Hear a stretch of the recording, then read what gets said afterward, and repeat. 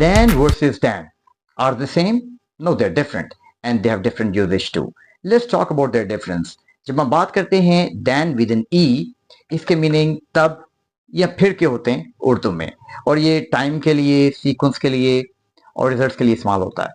For example, जब हम ये कहते हैं भाई कि I will meet you at 5 p.m. Then I will go to cinema, here it refers to time. When we tell someone that finish your homework first, then watch TV, here it refers to sequence. And when we tell someone that if you work hard, then you will succeed, here it refers to results, consequence. तो then जो है ये order के लिए, time के लिए इस्तेमाल होता है, और उसके उर्दू के मीनिंग जो है फिर तो के होते हैं. When we talk about then with an A, इसके मीनिंग क्या होते हैं? When we compare two people, their skills is used for comparison. It is always used after comparative adjective. For example, he is taller than his brother. Here we are comparing their height. He is better than me at maths. Here we are comparing two skills.